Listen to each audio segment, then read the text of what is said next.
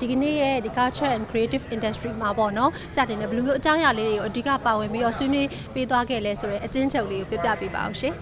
ဟုတ်ကဲ့ပါမြတ်ဒီကျွန်တော်ကိုယ်တိုင်လဲပေါ့နော်ဒါပုံကိုရေးအပြင်လဲယုံကြည်မှုရှိတယ်ဒီလိုဒီ cultural entrepreneurship ပဲခေါ် creative entrepreneurship ပဲခေါ် entrepreneurship in general ပေါ့နော်ဒါနိုင်ငံတနိုင်ငံအတွက်အကျိုးရှိရယ်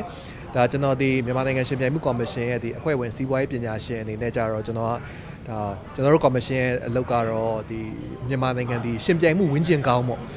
ဆိုတဲ့ဥစ္စာကိုဖြစ်အောင်ကျွန်တော်တို့အားလုံးဝိုင်းပြီးတော့ဖန်တီးနေကြတာပေါ့နော်အဲ့တော့ကျွန်တော်တို့က regulator ဖြစ်တယ်အဲ့တော့မတရားရှင်ပြိုင်မှုတွေကိုကျွန်တော်တို့ကတတ်နိုင်သမျှရော့ကြအောင်ကျွန်တော်တို့ဒါလုပ်ပေးတယ်ဒီအဲ့ဒီလိုလုပ်ချင်းအဖြစ်လဲကျွန်တော်ကဘာကိုယုံကြည်လဲဆိုတော့ဒီလိုမျိုးပေါ့ startup တွေပေါ့အခုမှစတဲ့လုပ်ငန်းရှင်တွေအနေနဲ့ဆိုရင်ဒါအလုပ်လုပ်ရလဲပိုလွယ်မယ်နောက်ပြီးတော့ပို့ပြီးတော့ပေါ့ဒီကဏ္ဍတွေကိုဝင်လာဖို့အတွက်ပိုလွယ်အောင်ဟိုမျှော်လင့်တာပေါ့ဗျ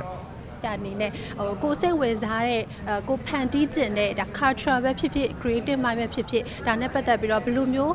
အကောင်းဆုံးပြင်ဆင်မှုတွေနဲ့ဘယ်လိုမျိုးဒီအခမ်းအနားတွေမှာဝင်ပြီးတော့ join တာတွေပြုလုပ်သင့်လဲဆိုတော့အကြံပေးမှုကိုလည်းမျှဝေပေးပါအောင်ရှင်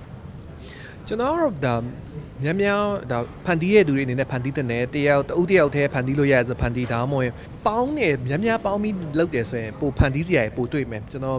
ပြီးခဲ့နှစ်ပတ်ကကမ်ဘောဒီးယားပြန်လာဆိုကမ်ဘောဒီးယားကဒီထန်တကြားကိုလုပ်တာဆိုတကယ်ဟို export quality export grade ပေါ့ packaging ကအစားအဲ့ဒါမျိုးဖြစ်နေပြီကျွန်တော်တို့တိုင်းပြည်မှာလည်းအဲ့ဒီနာကိုရောက်ခံနေပြီဒါပေမဲ့အဲ့ဒီမှာ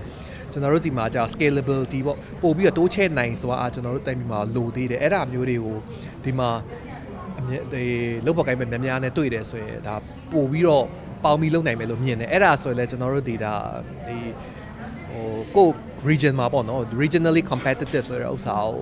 ဒီလိုပွဲတွေကနေပြီးတော့ဖြစ်လာဖို့တော့ကျွန်တော်မျှော်လင့်ပါတယ်ခင်ဗျဟုတ်ကဲ့ပါကျေးဇူးများတင်ပါတယ်ရှင်ဟုတ်ကဲ့ကျေးဇူးပါတယ်ဝမ်းသာပါတယ်